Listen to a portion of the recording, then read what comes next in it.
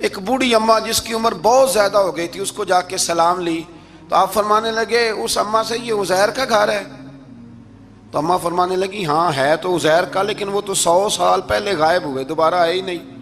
آپ فرمانے لگے اماں میں ہوں عزیر۔ اماں کہنے لگی کہ عزیر کی تو ہر دعا قبول ہوتی تھی، اگر آپ عزیر ہیں نا تو دعا کریں، میری ٹانگیں جواب دے گئی ہیں، آنکھوں سے نظر نہیں آتا، آپ دعا کریں، اگر آپ واقعی عزیر ہیں تو اللہ مجھے شفا دے دے گا۔ تو حضرت عزیر نے دعا کی تو رب نے انہیں شفا دے دی۔ حضرت عزیر کی عمر اس وقت بھی 40 سال تھی۔ حضرت عزیر کی عمر جب گئے تب بھی، واپس آئے تو، اور حضرت عزیر کا بیٹا ان سے ملا تو اس کی عمر 118 سال تھی، پوتے بھی بوڑھے تھے۔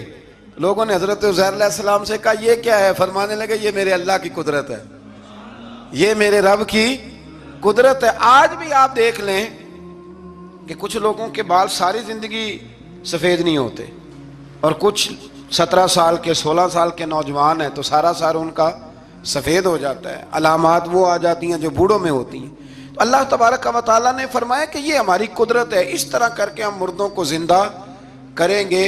جب مومن قبروں سے اٹھیں گے نا، مومن آنکھ کھلے گی تو کہیں گے سویرا ہو گیا، جیسے ابھی سوئے تھے نا، کہیں گے دن چڑھ گیا، تو اللہ فرمائے گے ہاں دن بھی چڑھ گیا ہے اور رب رسول کے دیدار کا نظارہ بھی تمہیں دیا جائے گا، اٹھو بڑی شاندار صبح ہوئی ہے۔ اور کافر جب اٹھے گا تو کہے گا اوہو اب میرے لیے کیا نئی سزا ہے۔ تو اس سے بالکل آگے متصل حضرت ابراہیم علیہ السلام کا وہ واقعہ اسی پارے میں ذکر کیا گیا ہے۔ جب حضرت ابراہیم علیہ السلام نے کہا تھا کہ اے اللہ مجھے دکھا تو مردے کیسے زندہ کرے گا، تو رب کریم نے فرمایا یقین نہیں، عرض کی یا اللہ اطمینان قلبی کے لیے۔ ایک علم الیقین ہوتا ہے، ایک عین الیقین ہوتا ہے، ایک حق الیقین ہوتا ہے۔ کہ یا اللہ میں اطمینان قلبی کے لیے، تو اللہ نے فرمایا 4 پرندے لے لو۔ حضرت ابراہیم علیہ السلام نے 4 پرندے لیے، اس نے لکھا ہے کوا تھا، مور تھا، مرغی تھی، کبوتر تھا، مختلف نام آئے۔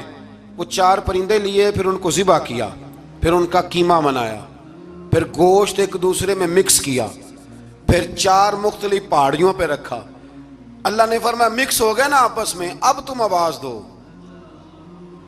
حضرت ابراہیم نے آواز دی اور رب نے زندگی دی، اور وہ پرندے اپنی ٹانگوں پر چلتے ہوئے حضرت ابراہیم کے پاس آ کے کھڑے ہوئے۔ تو فرمایا ابراہیم جس طرح ان کو زندہ کیا نا، اسی طرح پھر قبروں سے میں ہڈیاں بھی زندہ کر کے نکال دوں گا۔